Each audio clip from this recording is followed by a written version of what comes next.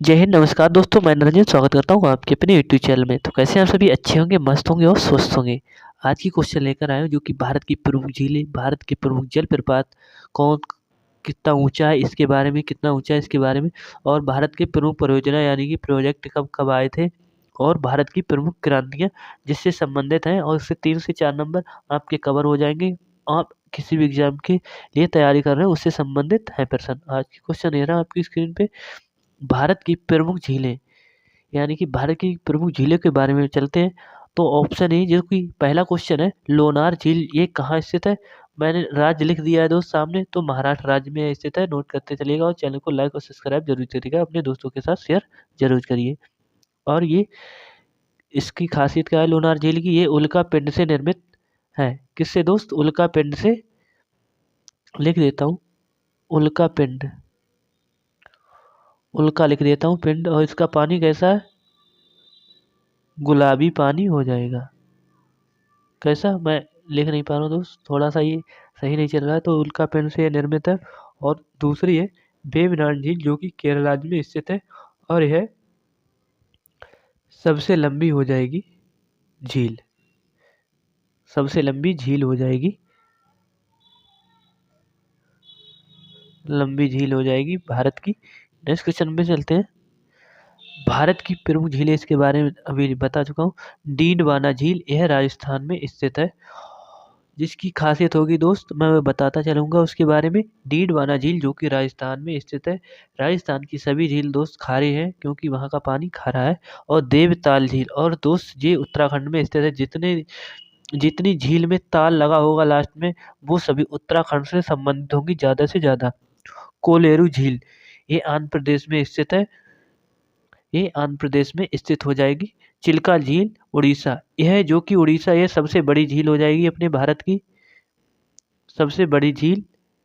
इसका पानी कैसा है, खारा, खारा पानी हो जाएगा ऑप्शन, सॉरी इसका चिल्का झील उड़ीसा में स्थित है। अगला है लोकटक झील जो कि मणिपुर में स्थित है। इस पे एक तैरता हुआ राष्ट्रीय उद्यान भी है जिसे केबुल लामजाऊ बोलते हैं, केबुल लामजाऊ करके है। और एक एकमात्र दुनिया का तैरता हुआ राष्ट्रीय उद्यान है, ये किसके लिए प्रसिद्ध है। और ये झील लोकटक झील जो कि फ्रेश वाटर यानी कि मीठे पानी की झील इसे बोलते हैं। और दूसरा है शेषनाग झील जो कि जम्मू कश्मीर में स्थित हो जाएगी, शेषनाग झील। अनंतनाग झील जिसमें नाग लगा होगा, वो सभी जम्मू कश्मीर से संबंधित होंगी झीलें। जय समंद, और दोस्त इसमें याद रखिएगा जिसमें समंद लगा होगा लास्ट में, वो राजस्थान से संबंधित हो जाएंगी। ताल उत्तराखंड से, नाग जम्मू कश्मीर से, और समंद झील जो कि राजस्थान से संबंधित हो जाएंगी। अगले तो अगले क्वेश्चन पे चलते हैं। राकस ताल झील, देखो दोस्त इसमें मैंने बता दिया था, ताल इसमें लास्ट में आ रहा है, ताल। तो ये कहाँ से संबंधित हो जाएगी, उत्तराखंड अपने राज्य से संबंधित हो जाएगी। इसमें देखो दोस्त अगला है मल्ली ताल झील। जो मल्ली ताल झील है ये भी उत्तराखंड से संबंधित हो जाएगी क्योंकि इसमें भी ताल लास्ट में आ रहा है। हुसैन सागर झील और कोलेरू झील ये मोस्ट इंपोर्टेंट झील हो जाएंगी जो कि आंध्र प्रदेश में स्थित हो जाएंगी। मोस्ट इंपोर्टेंट क्वेश्चन हो जाएंगे।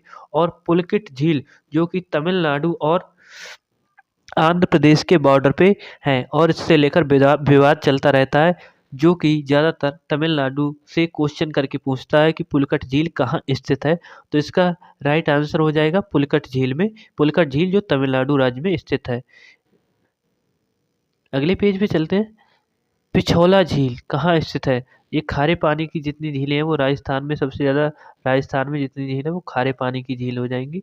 और सांबर झील ये भी राजस्थान राज्य में स्थित हो जाएगी। दोस्त फिर से आ गया सात ताल, दोस्तों देखो सात ताल जिसमें ताल लास्ट में उड़ा है, वो सभी उत्तराखंड राज्य से संबंधित हो जाएंगी। अगली झील है नैनीताल, नैनीताल झील यानी इसमें भी ताल आ रहा है, तो ये उत्तराखंड राज्य से संबंधित हो जाएगी, यानी कि नैनीताल झील उत्तराखंड में स्थित है। अगला है डल झील, यह मीठे पानी की झील हो जाएगी जो कि जम्मू कश्मीर राज्य में स्थित हो जाएगी। बुलर झील ये सबसे बड़ी मीठे पानी की झील हो जाएगी, बड़ी मीठे पानी की झील, मीठे पानी की झील हो जाएगी। और बैरी नाग मैंने बता दिया, बैरी नाग झील ये कहाँ स्थित है, ये भी नाग जिसमें आ रहा हो वो सभी झील जम्मू कश्मीर से संबंधित होंगी। जय समंद मैंने समंद वाली भी बता दी थी, जो कि राजस्थान राज्य से संबंधित हो जाएंगी। अगले पेज पे चलते हैं। अगला पेज आ गया है दोस्त आपके सामने। मोस्ट इम्पोर्टेंट रहने वाले हैं ये क्वेश्चन, यानी कि आज की सभी टॉपिक जो कि मोस्ट इम्पोर्टेंट हैं तो मैं बताते चलता हूँ। अगला है हुंड्रू जलप्रपात किस नदी पर है, जो कि स्वर्णरेखा नदी पर। इसकी लंबाई में बताते चलता हूँ दोस्त। हुंड्रू जलप्रपात की लंबाई 74 मीटर हो जाएगी। इसकी 74 मीटर एम करके मैं लिख देता हूँ, जिससे आपको पता चलता रहे। 74 मीटर, जो कि स्वर्णरेखा नदी पर स्थित है झारखंड में। नेक्स्ट क्वेश्चन पे चलते हैं। गोकक या किस नदी पर है? ये गोकक नदी पर बना है। और इसकी लंबाई, इसकी यानी कि ऊंचाई कितनी है, तो इसकी ऊंचाई 55 मीटर हो जाएगी। मैं सामने सामने लिख देता हूँ उसके, 55 मीटर हो जाएगी। और अगला है धुआंधार, जो कि नर्मदा नदी पर बना हुआ है और इसकी लंबाई 10 मीटर हो जाएगी।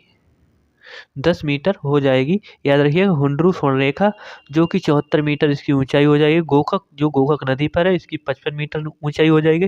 धुआंधार जलप्रपात, इसकी 10 मीटर ऊंचाई हो जाएगी। नेक्स्ट क्वेश्चन नंबर पे चलते हैं। सॉरी, अगला पेज है।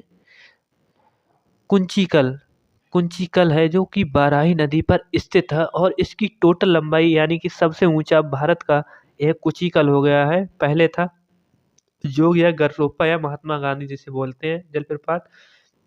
इसकी ऊंचाई हो जाएगी 455 मीटर।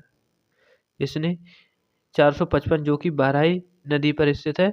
और जोग या गरसोप्पा, इसकी ये किस नदी पर? शरावती नदी पर है और इसकी लंबाई 260 मीटर थी पहले। इसीलिए इसका रिकॉर्ड तोड़कर 455 कुचिकल सबसे ऊंचा हो गया है भारत का। एन्ना जो कि नर्मदा नदी पर स्थित है, इसकी लंबाई यानी कि ऊंचाई 183 183 मीटर हो जाएगी। और शिव समुद्रम जलप्रपात जो कि कावेरी नदी पर कर्नाटक राज्य में है, तो इसकी लंबाई कितनी हो जाएगी? 90 मीटर हो जाएगी। याद रखिएगा, कुचिकल जो 455 मीटर, जोग शरावती नदी पर 260 मीटर, एना नर्मदा नदी यानी कि 183 मीटर इसकी लंबाई, शिव समुद्रम कावेरी जो कि 90 मीटर इसकी ऊंचाई हो जाएगी। अगला पेज आ जाएगा। भारत की विभिन्न कृषि क्रांतियां, भारत की जो कृषि क्रांतियां हैं वे किससे संबंधित हैं, तो मैं लिख के चलता हूँ। लाल क्रांति, जो इसका संबंध किससे हो जाएगा, यानी कि मांस उत्पादन और टमाटर उत्पादन से हो जाएगा। टमाटर उत्पादन से। बादामी क्रांति ये किससे संबंधित हो जाएगी? मसाला उत्पादन से हो जाएगी। मसाला से संबंधित हो जाएगी। कृषण क्रांति यह हो जाएगी बायोडीजल, बायोडीजल से संबंधित हो जाएगी। बायोडीजल से संबंधित हो जाएगी। लाल क्रांति मांस या टमाटर उत्पादन से, बादामी क्रांति मसाले उत्पादन से, और कृषण क्रांति जो कि बायोडीजल से संबंधित हो जाएगी। अगले पेज पे चलते हैं।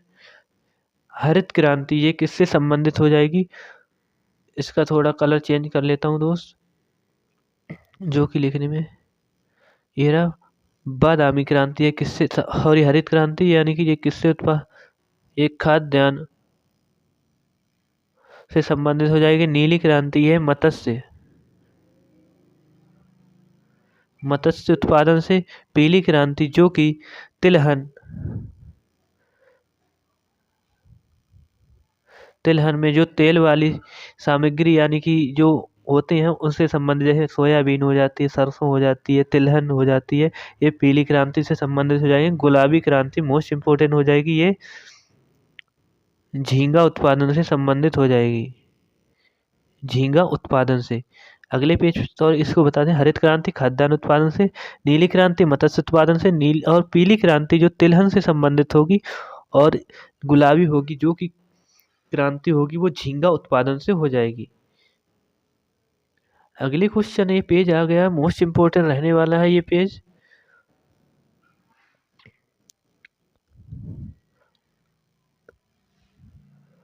घड़ियाल प्रजनन परियोजना कब आई थी?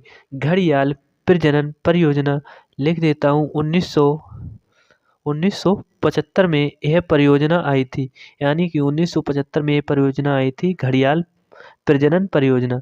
मणिपुर थामिन परियोजना कब आई थी? मणिपुर थामिन परियोजना यह 1977 में आई थी, 1977 में आई थी। गैंडा परियोजना मोस्ट इम्पोर्टेंट हो जाएगी, यह 1987 में आई थी। कब आई थी दोस्त? 1987 में, नोट करिएगा 1987 में। और हाथी परियोजना जो कि 1992 में आई थी, 1992 में आई थी। और लाल पांडा परियोजना यह 1996 में आई थी। तो मैं लिख देता हूँ, बोल देता हूँ फिर से, घड़ियाल परियोजना 1975 और मणिपुर परियोजना जो कि, इसको कैप्चर कर देता हूँ थोड़ा, ये आई थी इसमें 1975 में। और मणिपुर थाइमिन परियोजना 1977 दोस्त, और ये आई थी 1987, और ये आई थी 1992 हाथी प्रोजेक्ट, और लास्ट वाला लाल पांडा 1996 में आई थी। तो नेक्स्ट पेज पे चलते हैं। वन्य जीव संरक्षण परियोजना, ये भी अपने भारत से है, जो कि हंगुल परियोजना के बारे में चलते हैं। ये कब आया था? हंगुल प्रोजेक्ट 1970 में आया था। और ये गिर परियोजना जो कि गुजरात गिर परियोजना यहाँ पे, तो कब आई थी? 1972 में यह आई थी, 1972 में। और अगला है जो बाघ परियोजना कब आई थी? तो यह 1973 में आई थी। ऑलवेड रिडले कछुआ परियोजना, यानी कि कछुआ परियोजना पूछ रहा है, यह कब आया था? तो इसका उत्तर हो जाएगा 1975 में यह आई थी। तो कैसा लगा सेशन, इसके बारे में जरूर बताइएगा। मिलते हैं अगली क्लास में, तब तक के लिए जय हिंद जय भारत। आज का सेशन यहीं तक था।